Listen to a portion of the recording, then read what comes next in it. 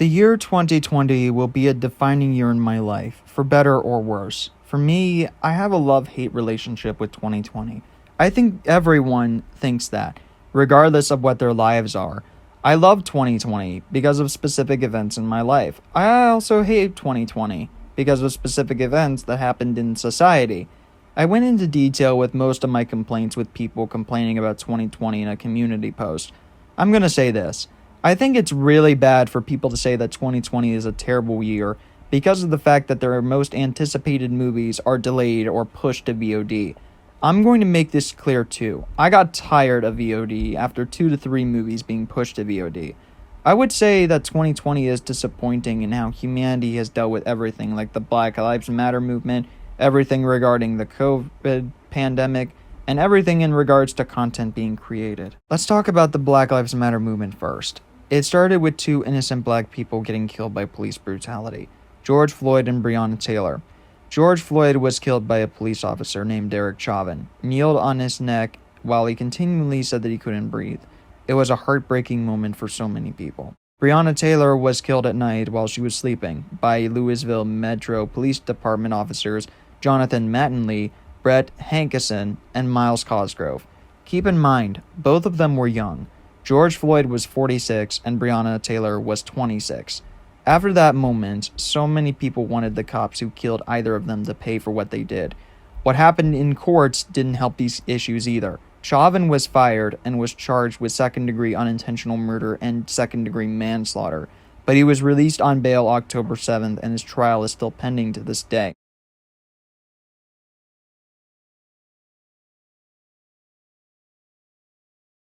On September 23rd, the state grand jury indicted Hankison on 3 counts of wanton endangerment for endangering the neighbors since he fired a warning shot.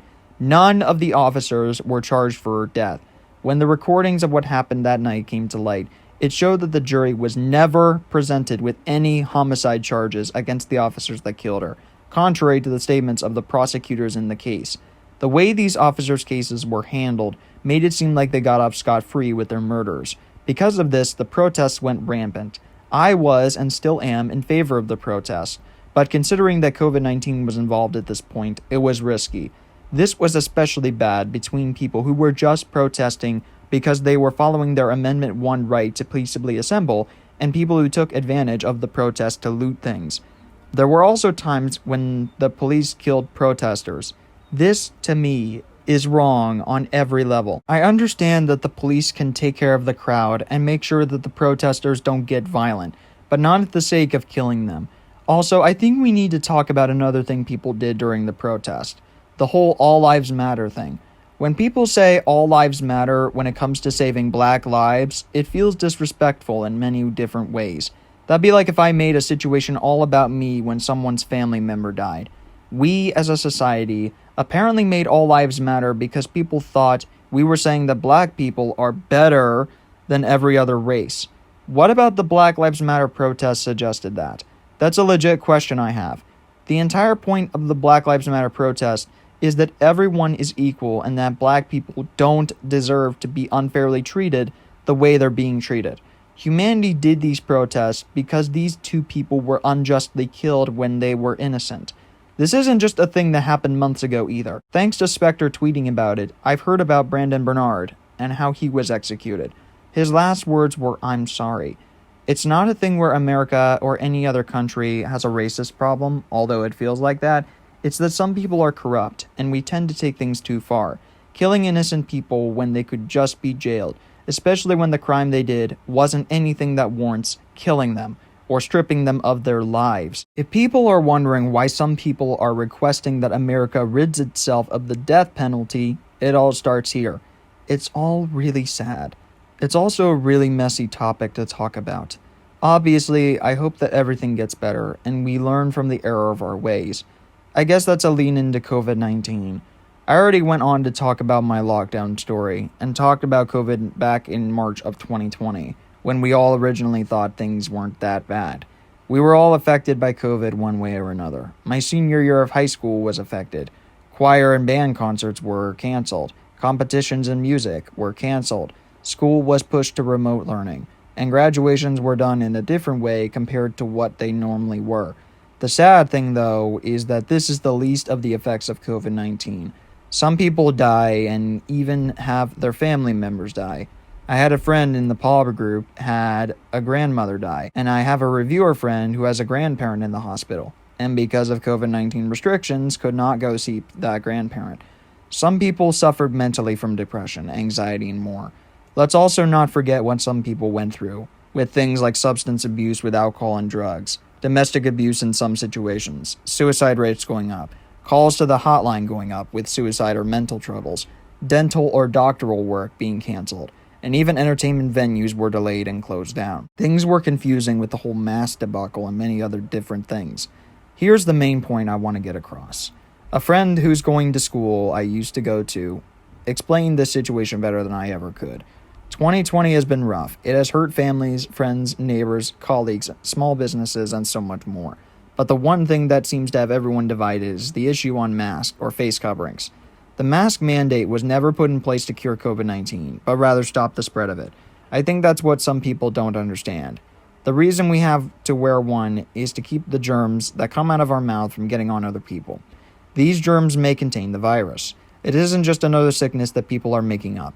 It's real. People are dying because of it. If wearing a mask can prevent one person from dying, I think it's worth it. Personally, I know lots of people with underlying health conditions. And if wearing a mask can prevent these individuals from getting sick, we should do it. It isn't about your political stance, who you voted for, or the number of cases that are around you. It's about protecting other people." End quote. My friend even apologized if anyone was offended by this statement, but it sums up my feelings perfectly. I really feel like COVID should have been a scientific medical issue, not a political issue. If people are wondering why there is a low mask compliance, it's their own damn fault. And because people made it a political issue, where there's one side in which people are pro-mask and another side that's anti-mask, I'm not going to tell people to be pro-mask or anti-mask. At this point, all I want is for us to do something in order to protect other people from getting sick or even dying. While there are 3 vaccines now, we just discovered a new mutation in the United Kingdom.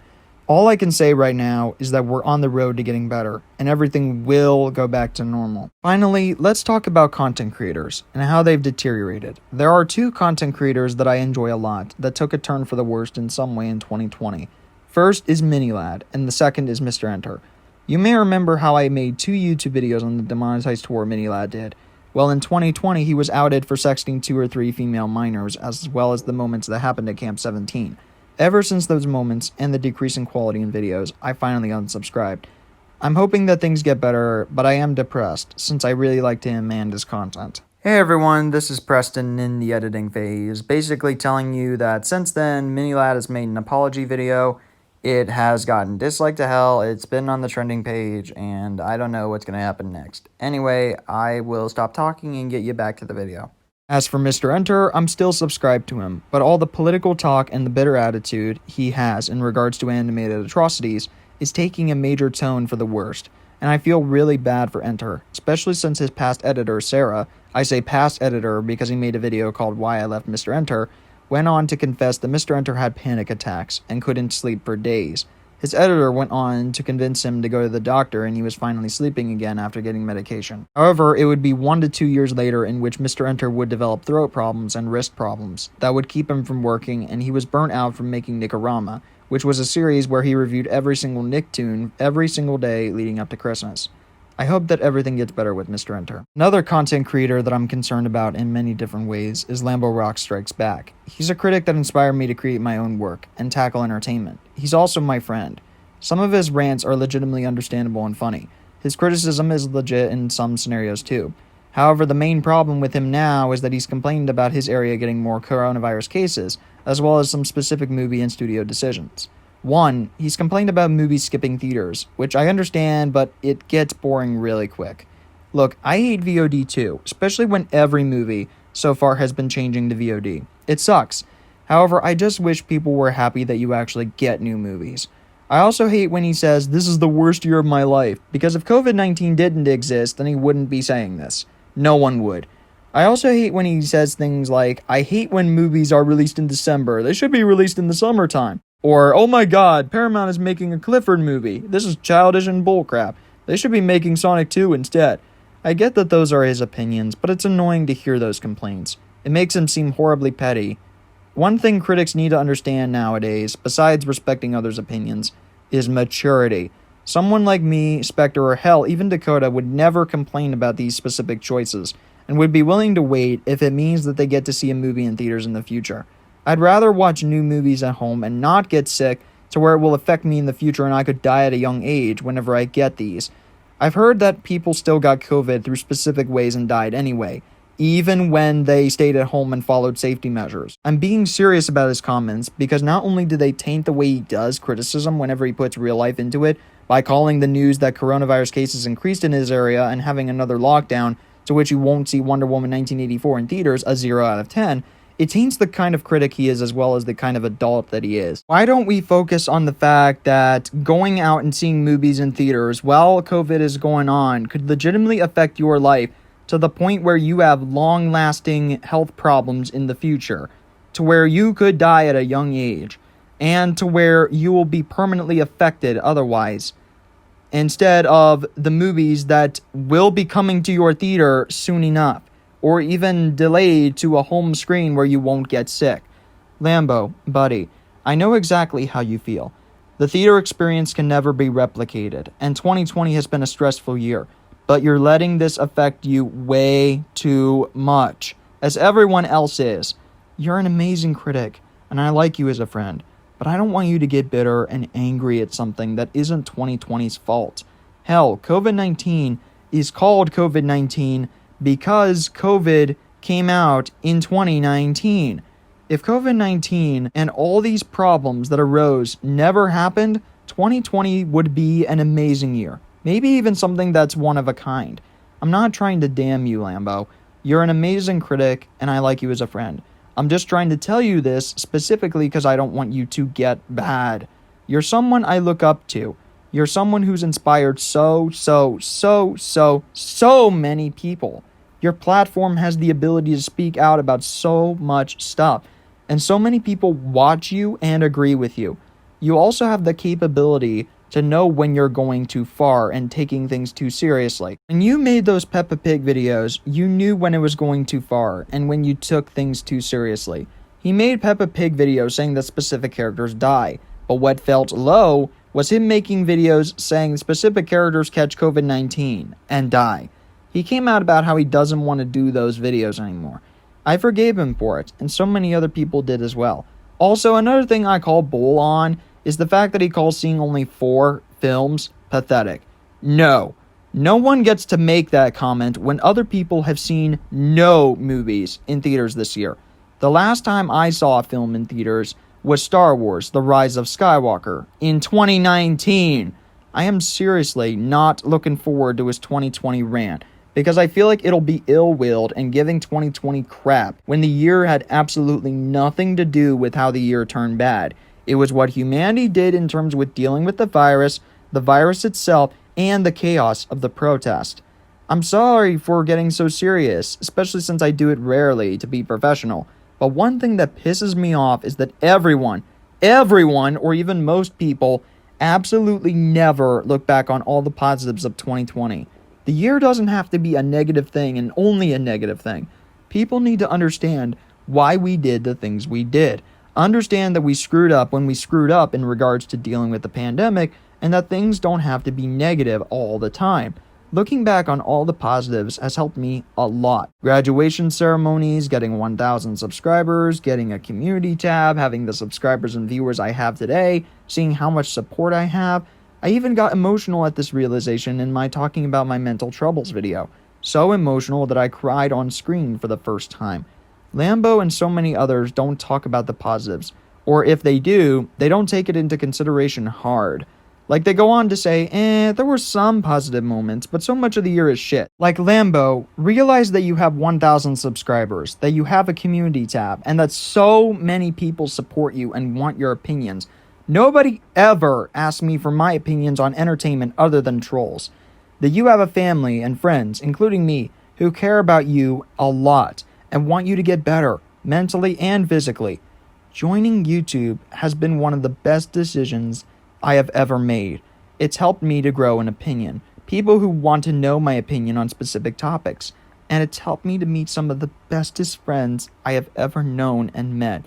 I'm at the point where I'm inspiring more people, and the people who are inspired by me have even requested to be in my videos, or even come work for me, editing or thumbnail-wise. I'm even working with people who inspired me, like Emmy. That's a huge bar to hit when you inspire people and even cure them of their depression. So yeah, that's all my main moments to talk about in regards to 2020. To make a TLDW, or a too long didn't watch, 2020 was a rough year, and it was stressful as well as depressing in many situations. We did a lot of stupid things in regards to our responses to the year and the pandemic. There was a lot of chaos. This was a year in which we would have celebrated 100 years of women having the right to vote. However, it wasn't that horrible of a year. To be a horrible year, in my opinion, you'd have to go to a new low where I end up worse as a person, not better. Everyone can be subjective about their opinions in regards to a particular year. However, if people want to hate it, have a good reason as to why you hate it. Content creators like Mr. Enter, Minilad, and Lambo Rocks have been affected for the worst, and I'm so sad to see them being affected so horribly. I've been serious in the past, but this is the one serious moment I honestly feel sad to talk about, because people can obviously be better than this. It feels like so many people are defeatist about all this, when there's nowhere to go but up when you've hit rock bottom. However, when people act this negatively, they're only going to dig deeper and make their lives worse, to where 2020 is the black hole of your life, when it's not. 2020 itself isn't terrible, but the stuff in it was. If anyone should blame anything for 2020 being terrible, don't call 2020 itself the worst. Call COVID-19 the worst, as Lambo has done before. I feel depressed seeing how so many people who inspired and the people I love watching are sinking to new lows. I feel depressed seeing that there is more chaos in the world than there has ever been.